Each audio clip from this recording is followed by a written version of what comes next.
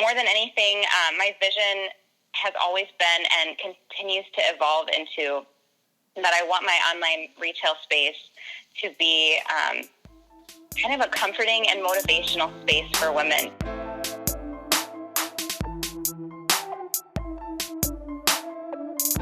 I'm Amanda Leitner, and welcome to Rochester Rising, where we amplify the stories of Rochester entrepreneurs. Welcome to episode 198 of the podcast today. So today on the show, I got to chat with local entrepreneur Hannah Eidem, who's the owner of Damsel and Fox. This Lawrence, Kansas native and current Rochester resident launched her online handcrafted earring boutique 3 years ago, and her vision for the business is constantly evolving to create an online space to be comforting and motivational for women. So today on the podcast, we chat with Hannah about scaling an online home-based business, how she grew her customer base, and what it's like now to celebrate 3 years in business with Damsel and Fox. So stay tuned today. You're in for a great podcast today with Hannah. You can find more stories about Rochester-based entrepreneurs on our website at rochesterrising.org, where we have our podcast content and lots of other article and video content, so you can learn more about what it's like to be an entrepreneur here in Rochester. We come out with a new Rochester Rising podcast every Wednesday.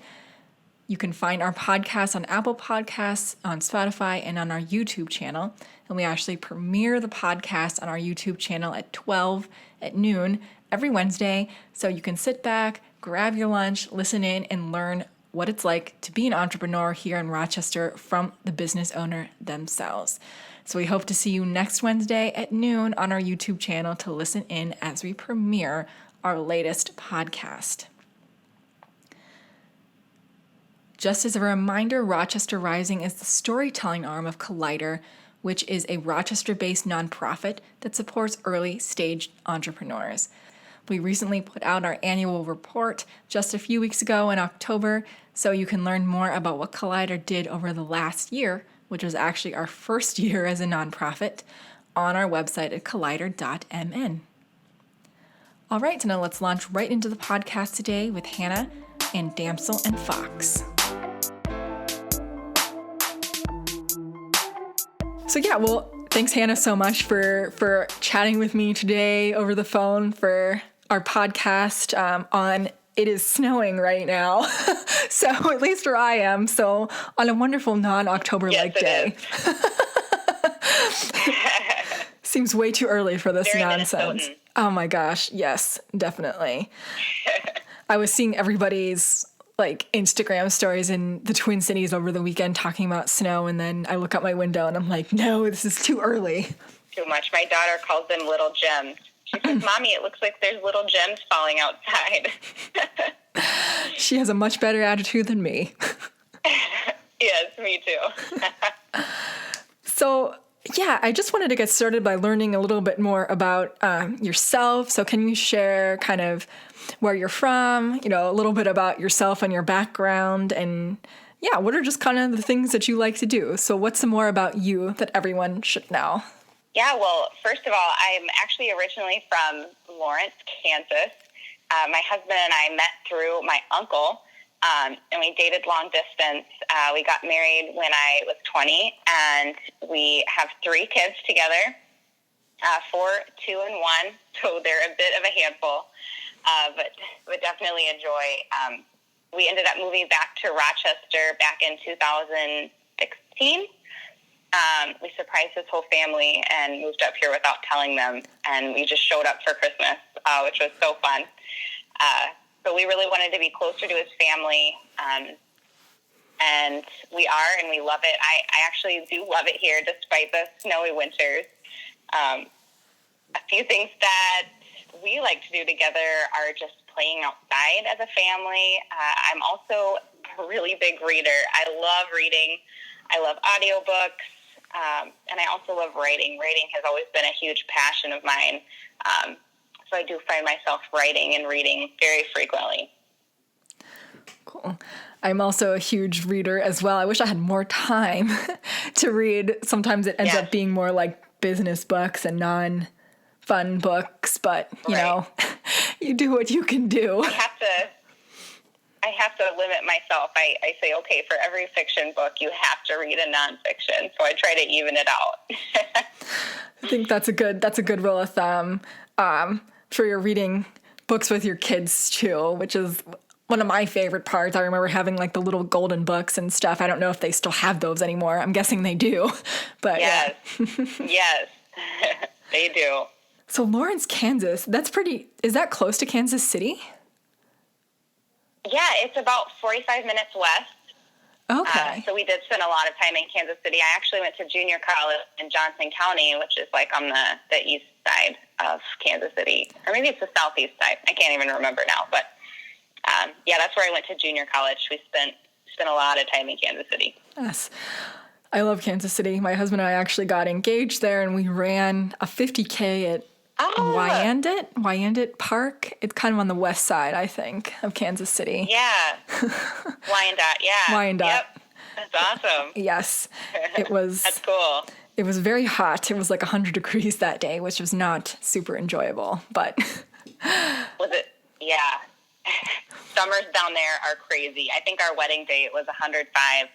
We got married in the middle of July in Kansas. Oh man, yeah, that's when we had this race. So it was 100 degrees, and it was pretty miserable. But it's beautiful down there. I really enjoy it. I've been to Kansas City a couple times. So yes, awesome. So we wanted to talk about your business today, Damsel and Fox. So I wanted just to start by asking you, what is Damsel and Fox, and kind of what kind of products do you offer through the business? Yeah, so Damsel and Fox is my online earring boutique where I design and handcraft. I handcraft them all myself, accessories for the everyday woman. But more than anything, my vision has always been and continues to evolve into that I want my online retail space to be kind of a comforting and motivational space for women, because women are going through real trials every day. I mean, divorce, loss of children, miscarriage, infertility. I mean, this is significant. And so for me to just sit and, shout, buy my product, I've never, ever wanted it to be that way. And I think I really have come to cultivate kind of a space where they can come into my retail, my online retail space, or our social media space, and feel encouraged and know that there's somebody rooting for them. I think that's wonderful. So I have a book recommendation for you based on that that I'm reading right now. Oh, yes, let's hear it. It's called More Than a Woman by Caitlin Moran. She's an Irish author and huge feminist, and it's pretty funny. It's very, very humorous, and that might go into, it's not like story, it's not, I always get fiction and nonfiction mixed up, but, it's like a personal narrative of her life and balancing, she's in her 40s now, and, can feminists get Botox and things like that she talks about. So it's a good book. I have it from the library right now, so it's pretty funny. Interesting. Yeah, I'm always open to business books. I'm really into especially women writers lately, because for me, they just kind of get it a little more for me. As a mom, for me, it's been important not to just use the language, I'm just a stay-at-home mom, or, I have 3 kids and they take up most of my time. Like, that's not it. That's my goal is them. Even through my business, my goal is them. So it's cool to read and be educated by other women authors. I mostly read like Jen Wilkins. I don't know if you've ever heard of her. Jen Wilkins is a huge one for me. Cool. She's a mom as well. So, yeah. I'll have to add it to my list. My Goodreads list is like 50 pages long right now, which is absurd since I only can get to like 30 books a year, which is still a lot, I think. But yeah. So I want to learn more about, where did the idea first come from for Damsel and Fox? How did you originally come across this and say, I think I'm going to give this a try as a business? It's kind of funny how it started, because, leather earrings people are saying that leather earrings has like a new and upcoming trend. Actually, it's kind of always been a trend. I mean, you look at earrings from ancient Egypt, and a lot of them are leather. You know what I mean? So when I originally came up with the idea, it was mostly just kind of scrolling through Pinterest and trying to come up with an idea for what to create for my sister-in-law for her birthday. Her birthday is in October. And I came across these earrings, these leather earrings. And my husband at the time works for his brother-in-law, who is an upholsterer here in Rochester. Hannah Eidem's commercial upholstery. And so I reached out to him and I said, hey, do you have any scraps? Trying to save money and make a gift for my sister-in-law. Actually, her name's Amanda. That's kind of funny. And so I just, cut out the first pair from scraps from an old couch and drew on some hooks, and they did not look the greatest, but darn it, I made that pair for her, and she loved it. And people started asking if I would make them pairs. And so it just kind of accumulated over time that this is actually kind of fun to sit. This is kind of a creative outlet for me. And it's helping me to meet women and make friends, and it just kind of grew from there. Cool. So were you always kind of a creative person, or did you just kind of find this and say, hey, I really enjoy doing it? Yeah, I've always been a creative person. I had all sorts of creative outlets growing up. I was in choir. I actually wanted to be a high school choir teacher for a while, which obviously didn't pan out. But yeah, I was always into like sewing and crocheting and things like that. And of course, I've always had a passion for writing. So I've been writing things from a young age. So any sort of creative outlet for me has always been a joy. And so this was just kind of another one of those things to begin with, and just kind of evolved. Yeah, the writing definitely is, I find, a great way to, express creativity and express, things that you're thinking and feeling. So, yeah, I definitely hear you on that. Yeah, I think you talked a little bit about, how you started to make these products. But can you talk a little bit about, when you were first thinking about doing this as a business, can you walk everyone through, what was that process like? What decisions did you make to say, hey, I think there's good enough interest in this, I know there's risk, but I'm going to start a business. So what did that kind of look like for you? And, if you can talk through, in the community, what did you find tool-wise that was useful during that process? Yeah, so initially to find a customer base, it was very significantly just word of mouth from the beginning. And I had an online Facebook group that I started where women who loved them would just add their friends, and then their friends would add friends, and so on and so forth. So it wasn't probably until about a year in that I started doing vendor events, which didn't really end up panning out as well for me. It just wasn't my dream. My dream wasn't to, just find anywhere and sell them anywhere. My dream was to really niche down and cultivate a sort of community. So that's when I started attending BNI groups in town. So I went to this BNI group, Business Networking International, on the north side of town. I was a member in that group for a while, and just really I wanted to meet other business owners.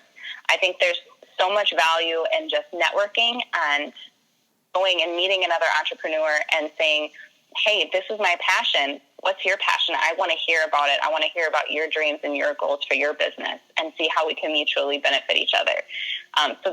So the networking, I would say I started about a year in. I wish I would have started sooner. But that was really what kind of helped me cultivate even more of a vision than I had before, was the networking. And now I'm a part of a networking group called SheCo, which is the goal is building women enterprises. So these other women, it's all just women business owners. So that's been really cool. And that's kind of how I've cultivated myself in the community. Very cool. So is that a local group, or is that more national, non-geographic based? So BNI is more, it's an international saying, like there's BNIs everywhere, but you are committed to a specific chapter. I believe there's 3 chapters here in Rochester. And that, I mean, it's mostly local people that come and join it. So you really are learning about local businesses. But SheCo is also local, and it's actually like a freshly started networking group. So it's not international. We're just kind of the first in the area. That's super cool. I really truly believe in grassroots things like SheCo that you're talking about, and, you know, seeing a need in the community and stepping up and filling it. You know, there's so much power in that, because business owners and entrepreneurs are the ones who know what they need, you know. I think also that when women look at other women as entrepreneurs, there's still a bit of a stigma there. You know, what are you doing? Is that really what you want to do? Like, are you really filling your purpose? Or aren't you a mom? Why aren't you being a mom? You know, instead of seeing that there is power in women being entrepreneurs. We are built to work. And I've always been inspired by the Proverbs 31 woman when it says that she seeks wool and flax and works with willing hands. She's like the ships of a merchant. She brings food from afar. She rises while it is yet night and provides food for her household and portions for her maidens. Like, that woman is an entrepreneur. Mm-hmm. You know, it's so much more than that. And so I think the idea behind the people that created SheCo, I think that's kind of their mindset is women supporting other women and in their enterprise. Mm-hmm. And sometimes your enterprise is at home, and sometimes it's, you know, bigger in the community. Mm-hmm. You would definitely like this Caitlin Moran book, so I would recommend it. So you said you started, or you did some vendor shows in the beginning. Are you still doing those now, or have you kind of really committed to the online selling at this point? Yeah, well over a year ago, I did decide to step away from the craft show.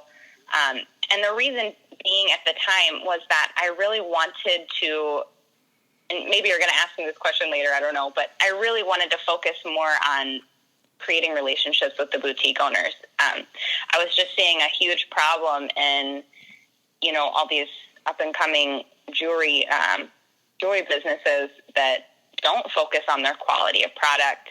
And, you know, they're just coming up to a boutique owner and saying, yes, buy it. And then, you know, now that they bought it, you know, they leave them alone and it's up to them to sell it, instead of cultivating that relationship and saying, you know, is this product going to work in your store? And sometimes that answer is no, but let's sit and discuss it and figure out how we can mutually benefit each other as business owners. So when I was working heavily in the craft and vendor show area, I wasn't able to cultivate that very much, but now I'm able to focus more on networking in that regard. And of course, COVID, you know, I don't know if they were having any vendor shows or if they've had any since COVID. I really am not sure. Yeah, I would assume not, or extremely little. But no, I think that makes sense. And, you know, obviously every business owner and every, you know, product has a story behind it. And if, you know, that boutique owner doesn't know what the story is, then, you know, I think having that personal touch and having that tie behind it definitely makes that a better fit, especially when it's local here, because I think people are extremely interested in supporting local businesses and kind of enhancing that interaction with the community. So yeah, I think that would be something real interesting to dive into more. So, you know, you talked about you did vendor shows in the beginning, are really having your online presence now, and then also working with the local boutiques. So how did that process all kind of unravel? So how do you start, you know, gaining traction, gaining a customer base, and building that relationship with your customers? What's kind of been successful for you during that process? Yeah, I would say there's a few things. I think, number one, there's value in me being the owner, operator, designer, manufacturer, shipper, like I'm, all of the above. So when people are a company is interacting with the customer, it's not always, the person that, had the vision behind the business. But in my case, it is. So when I interact with customers, I'm able to, express my passion for what I'm doing and be interested in their walk of life.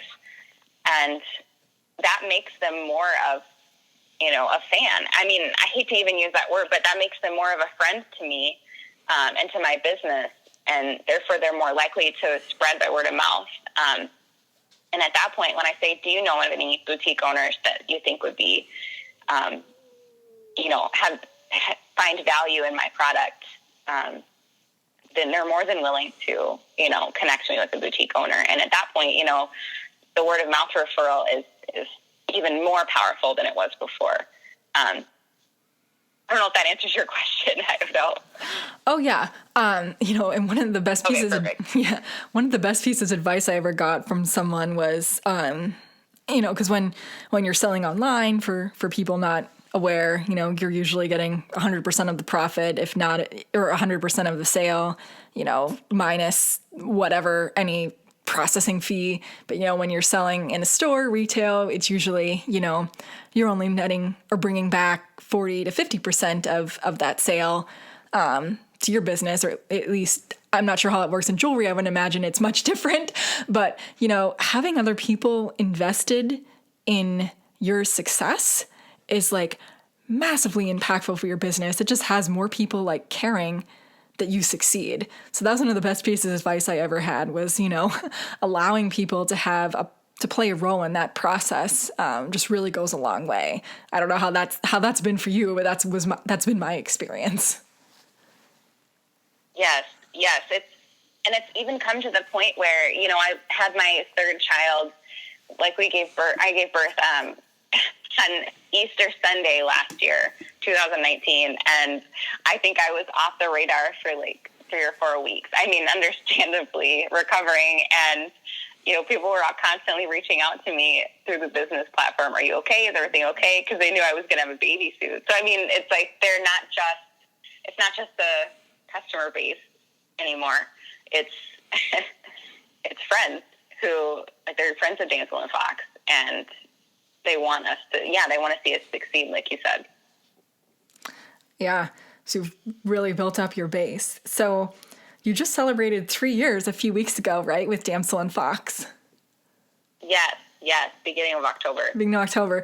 So first off, congratulations. I think when you make it to 3 years, that's pretty significant. 'Cause I think you can go, it means that, things are going well. I think you can make it through a year, even 2. But when you get to 3, everything's kind of fallen into place, at least for stability. So, what does it feel like for you to have made it, or to celebrate 3 years in business? It's been a little strange. It doesn't feel like 3 years. I don't know if it's because of 2020. I don't know, because 2020 has been so weird. But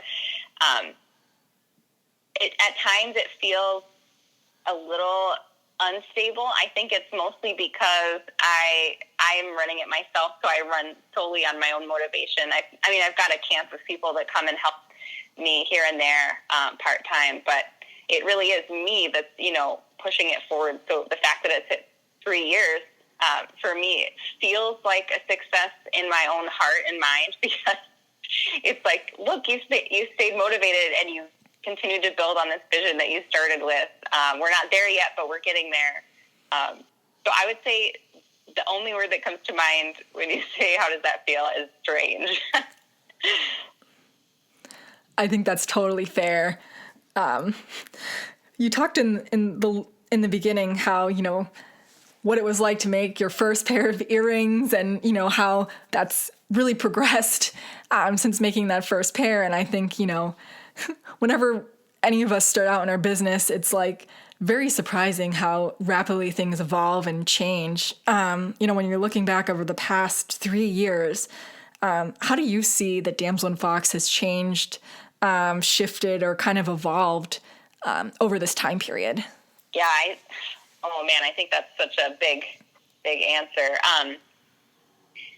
First of all, and in the beginning, it was just Matt and I, my husband and I, making earrings and then posting about them. Like, that was literally it. We would just make them and share a picture, and people would buy from there. And so now we have, a full-fledged online shop,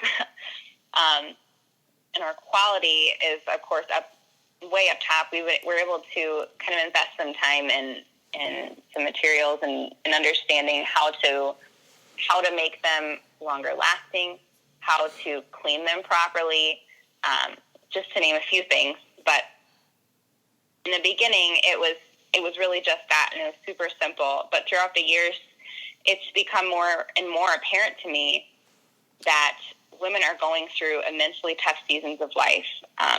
Look at 2020 so far. It's just insane. And for example, I was a juror on Olmsted County's first criminal trial since reopening the judicial branch post-lockdown just a few weeks ago. And that event was so substantial to me. And I had already been, for a long time, pivoting into the mindset of how can I bring value to the women that follow me and not just make earrings. And my husband always says that there's always a good work to be doing, or there's always good work to be doing, no matter the season of life. And so for me, especially coming out of events like that, like jury duty, and having to come back home or come back to the office, which is my home, and say, hey, buy my product. It didn't feel substantial at all. And so my mindset has kind of been shifting towards, even more over the years, towards how can I bring value to people. And for me, I've been able to kind of incorporate my dream of writing in our content online, and so that women, I think I said this before too, that women can come into our space, and yes, they're going to find valuable and quality products, but they're also going to find a motivational word. They're also going to find that they're not going through these seasons of life alone. And hopefully are going to be encouraged to go after that and do a good work for somebody else. Mm-hmm. I don't know if all of that made sense. That was kind of so jumbled. Sorry. No, it really did. And I think, like you were mentioning, this is such like a weird, unprecedented time. But I think too that, art, jewelry, any, I don't know exactly the right word would be, but any, I don't want to say item, anything that can bring us some peace and give some beauty into our lives is just something that's so needed right now. During times where this has been a challenging year on many different levels. So I think, having art in our lives, having outlets for creativity and passion is so important right now. Yes. Yes, I agree. So I think kind of on those lines, since, you do work out of your home, and many of us have been forced to do that, whether we want to or not, over this past year. What are some of the keys you've found to balance work out of your home and life out of your home? Is there such a thing? Yes, is there such a thing? That's the ultimate question. Well, it's been a season of figuring that out, and it's not always the same answer for me. In fact, Matt and I are always sitting down and saying, okay, how can we change things up to be even more productive? Because this specific thing isn't working anymore. So like during quarantine, we were really trying to get up early. At 5, we were trying to get up at 5 a.m. Sometimes it was 6, and we would read for a while and, kind of have a morning meeting about what we can do to be most productive that day. And that was all before our kids got up. And that was really, really good for us in that season of life. Now that quarantine is over. Well, not for you, sorry. Not yet. Not yet. But now that lockdown is over and I'm back to work, I also work part-time in the evenings. It's not as attainable for us to get up that early anymore and kind of have those morning powwows and read together and, be thinking about how we can be most productive. So we kind of had to, take a step back and reevaluate, okay, how can we be most productive? And for us at that point, it was substantial for us to get a little bit of help with the kids part-time every week, which has been immensely valuable to me. Even for me to just, finally be able to go have that cup of coffee with the boutique owner that I haven't met with in a while because of COVID and reconnect with her and make sure she's doing all right in her business. Or go to Chico on Wednesday morning, the networking group, and reconnect and feel motivated and confident for the week ahead with other entrepreneurs. So yeah, I would say that balancing is just that, balancing. Like sometimes you got to shift things around, and we're still working that out. But for us, it's been easier to kind of conquer those things one piece at a time. I think that makes a lot of sense, and having that flexibility and not locking yourself into something that might work now, but 3 months from now might not work anymore.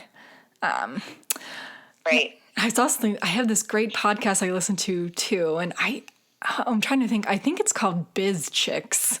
But the main thing she says in the beginning, I forget what her name is. I think it's Natalie something, the host.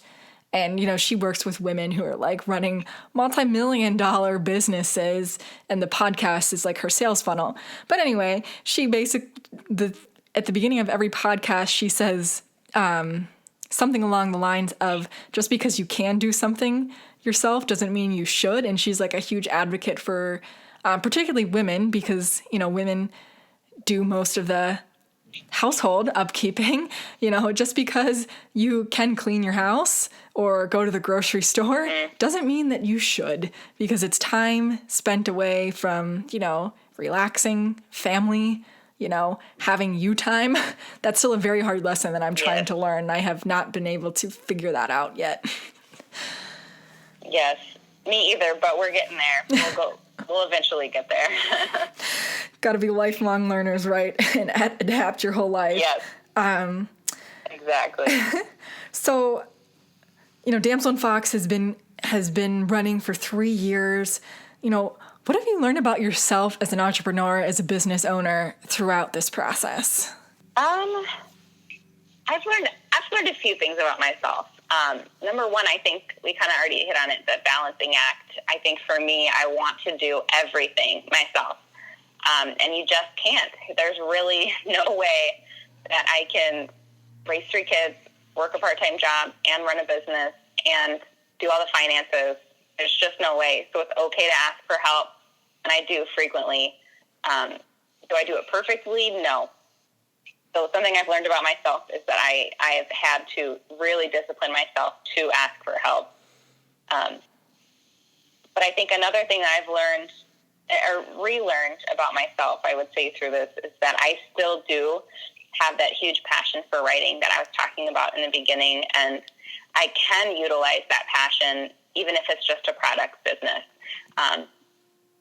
And so I've been trying to, keep working that muscle, that writing muscle. And when I am working or when I'm not, I'm marketing or not marketing, I've been really just trying to cultivate that muscle and keep that passion alive, because that's something that I think I'm always going to keep.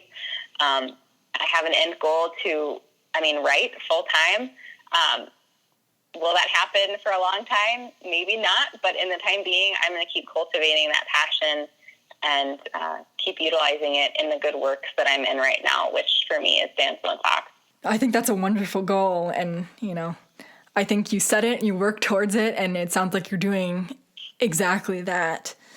So I'm always interested, have you always had an entrepreneurial bug and saw yourself being in business for yourself, or is this something that kind of developed over time? Oh gosh, I definitely have not had the entrepreneurial bug. I wanted to be a high school choir teacher first.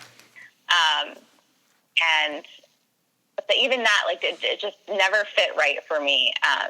And so then I decided I want to be a rep for a company. I wanted to be the face of a company. I wanted to do their social media. I wanted to, be that middle person, whatever that might look like. And even that still didn't seem totally a good fit for me.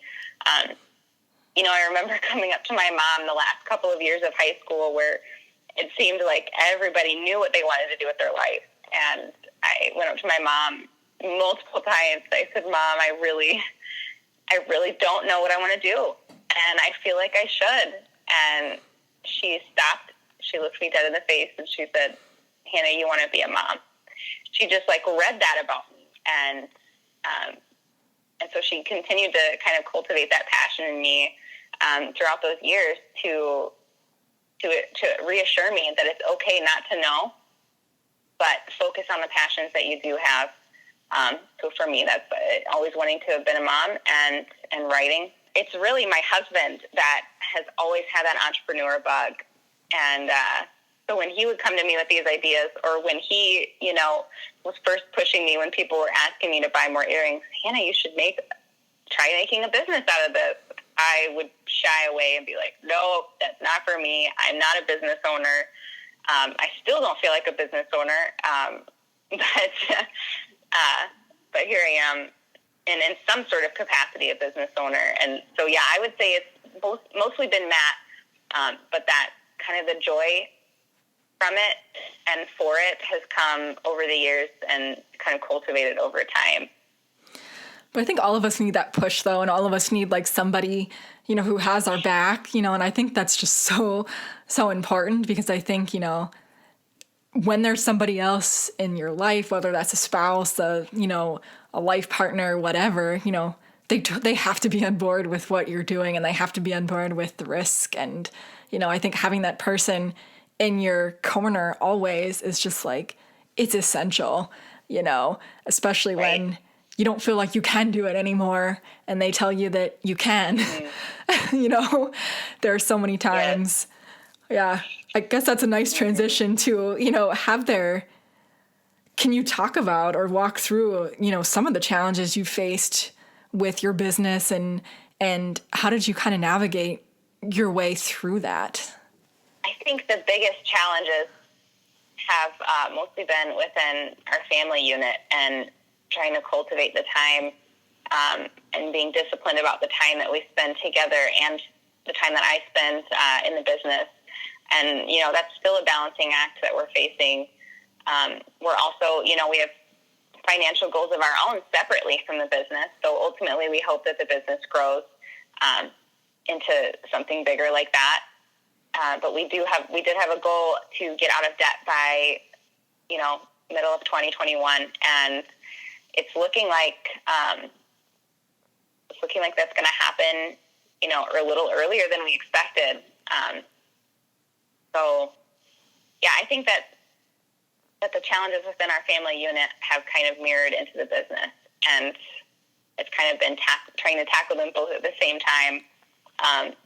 Another big thing for me is just, really not having that entrepreneur bug. So therefore, I really never tried to learn much about business before. And so I feel like I'm kind of playing catch up and learning as much as I can about how to market, about how to, in the beginning, it was how to create a business plan and how to, make the sale and whatever, all that entails. But that's been the other big challenge for me, is that I'm really not privy to a lot of that.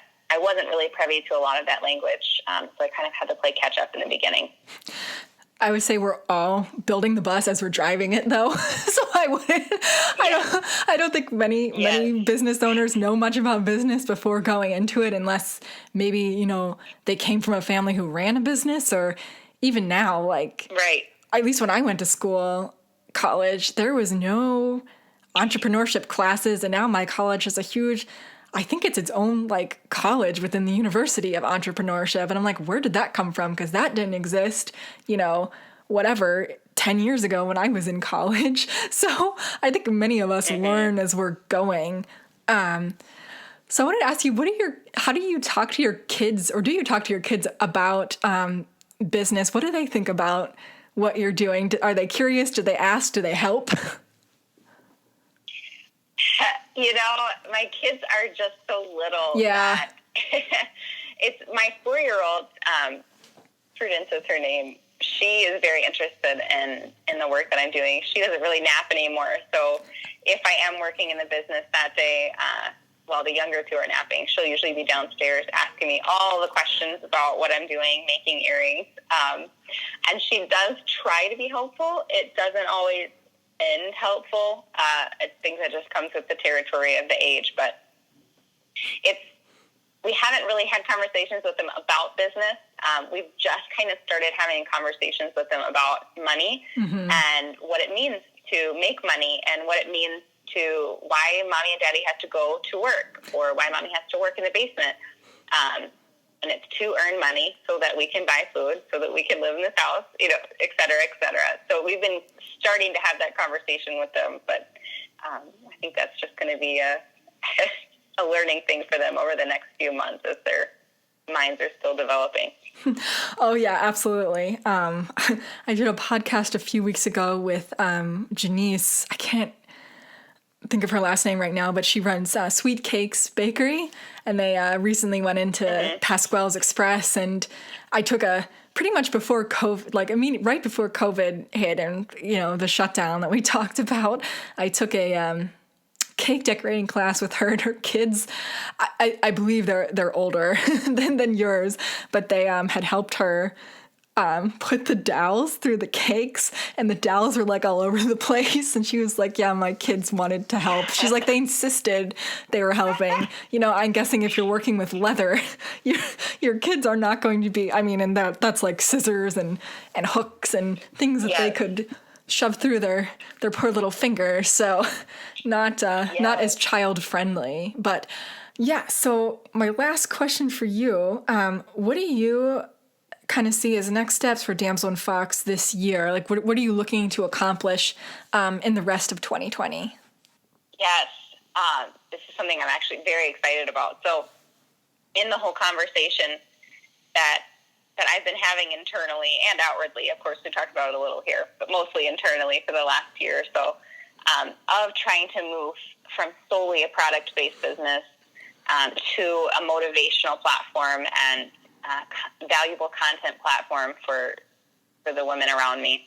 I've kind of made it a goal of mine to start a couple series of blogs, one of which is going to be highlighting local boutiques every month. So once a month, I'm going to be interviewing new boutiques, a different boutique owner locally, and really trying to understand their heart behind their business and their goal as an entrepreneur in the area, and also kind of highlighting them on my own social media platforms once a week with new pieces, or like I'm doing a piece on Real Deals this month, so I've got a couple home decor things to highlight. But yeah, I'm hoping to really kind of use the rest of 2020 to pivot into 2021 as pushing other boutique owners forward as much as possible. And so that's one thing that I'm hoping to accomplish in the blog area that I have not really dived much into before, but I'm very excited about it for the upcoming year. I think that's super cool. I actually just got an email from Ashley at Real Deals. Not to me, but I think it was just to their email list. It must be their I think it's their 3-year anniversary as well. Maybe it's been more than that. You probably know better than me. Is it 3 years for them or longer? Yes, Real Deals just turned 3 this week. And yeah, she is killing it, man. This girl, Ashley, if you haven't met her, you are missing out. She's a gem and she can tell her story better than I can, but she really took 2020 and ran with it and said, no, I'm not going to let this take me down, and just kicked butt this whole year. I'm more than happy to be privy to her story and watch her succeed. Yeah, they did some really creative things during the pandemic. So yeah, very cool business to have in the community here. Yeah, so I'll wrap up by asking you for any final thoughts you have, and where is the best place for people to find out more about Damsel and Fox? Yeah, so our website is damselandfox.com. I don't have to run it myself anymore, which I'm super excited about, but we just released that new website just this January 2020. We're very proud of it. You can also find us on Instagram at Damsel and Fox Shop, and then Damsel and Fox business page on Facebook. Those are the best ways to find us.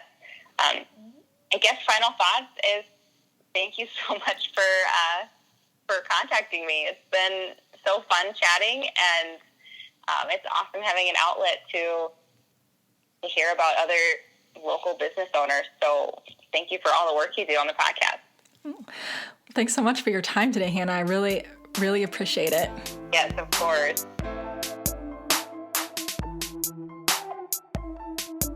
Big thanks to Hannah for taking time to share her story with us today and help us learn more about her business and what it was like to grow that online business here in Rochester. So I hope you took away some real nuggets from that conversation with Hannah today. You can find links to Damsel and Fox in our show notes. So I encourage you to check that out as well and learn more about how you can support this Rochester entrepreneur.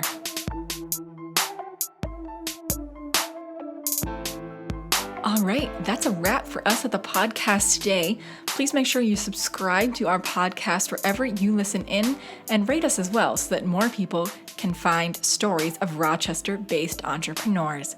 We'll see you here next Wednesday with a brand new episode.